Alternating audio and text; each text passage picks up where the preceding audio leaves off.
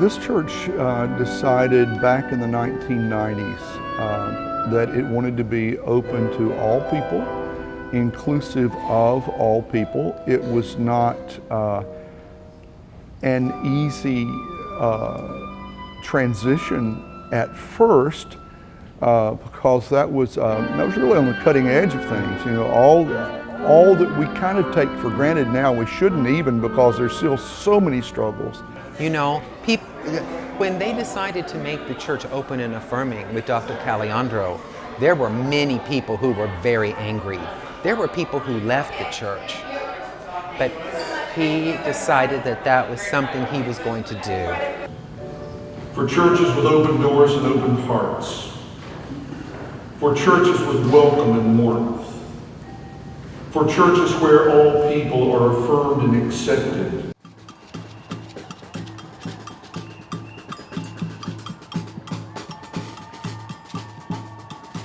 Marble Church has not always been inclusive. This has been a journey that we've been on for decades, and in the 1980s and 90s was when the church really started to become aware of the need to minister to people who identify as lesbian, gay, bisexual, transgender. And so a group was formed here at the church, and over time the group gained more acceptance, and now we're at the point where every year we're serving 23,000 cups of water on Sunday and on Saturday, like today, to people in the Pride March. And when you're out there serving water to people, you can see the expressions on their faces. One, they're so grateful that there's water.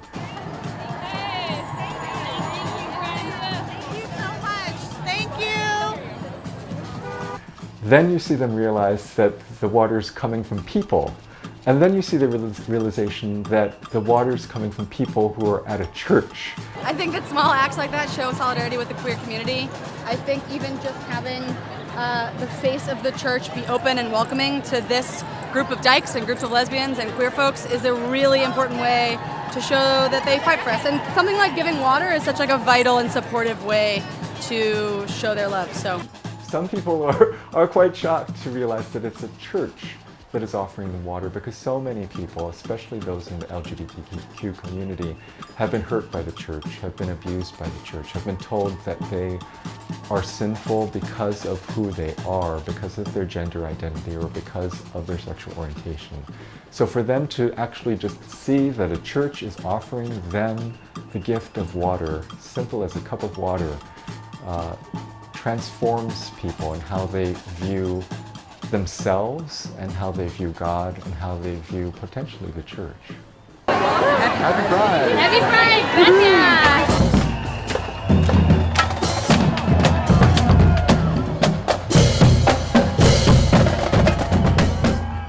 Of course, you can be whatever in gay. You can be an atheist in gay, you can be Christian in gay, you can be Muslim in gay. Being gay is a part of who we are, and if you also have faith, it's just another part of your identity.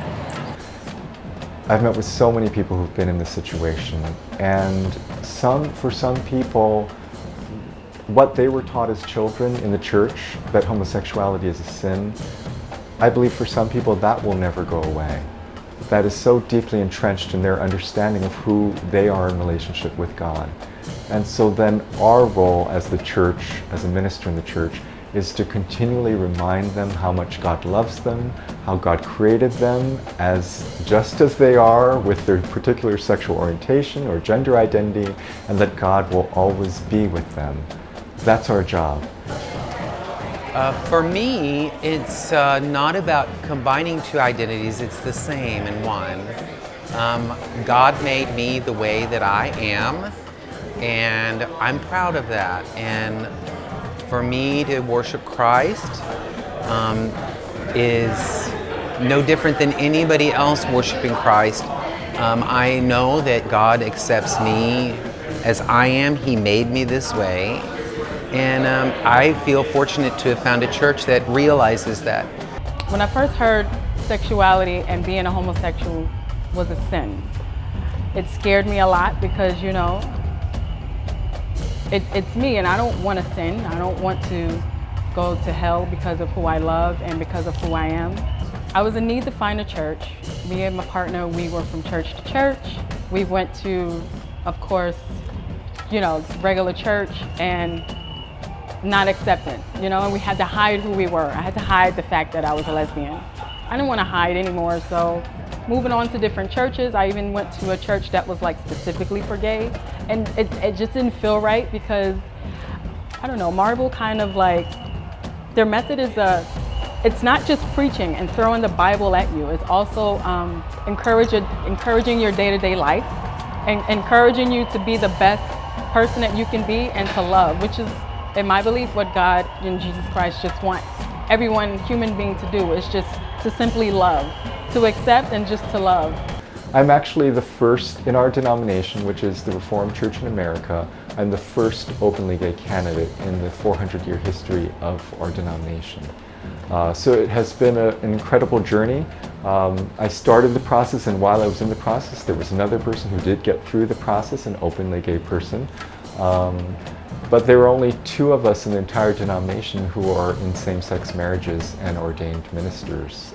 That is overwhelmingly the prevailing opinion now within the medical community, within the genetic community, within the psychoanalytic community, that we come into the world with a sexual nature.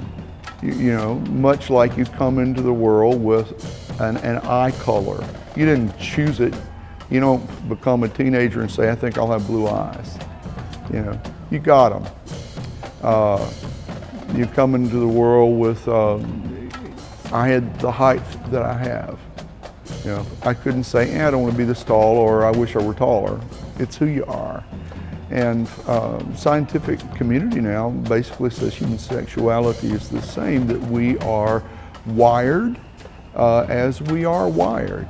And therefore our church says, if that is part of the creative magic of God,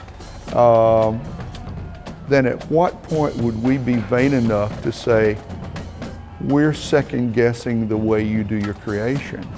You know, you didn't do that one right. We have rules. You know, God, you need to pick it up.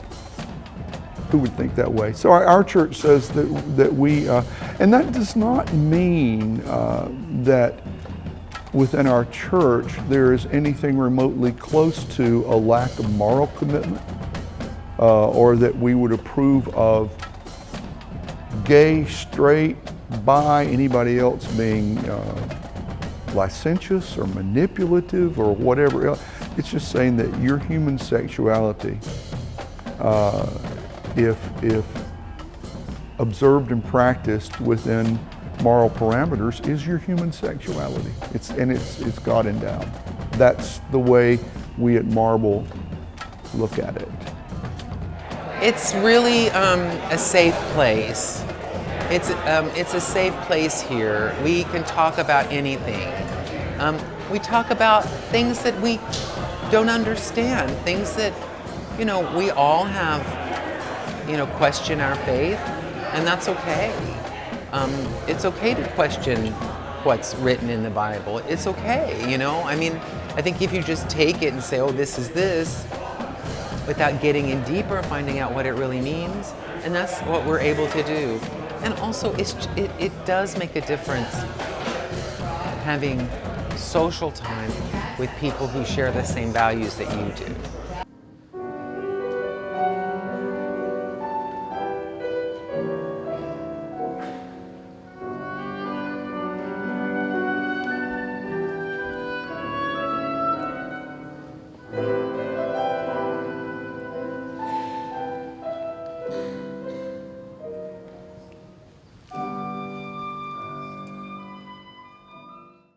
Happy Pride! Trans Pride, baby!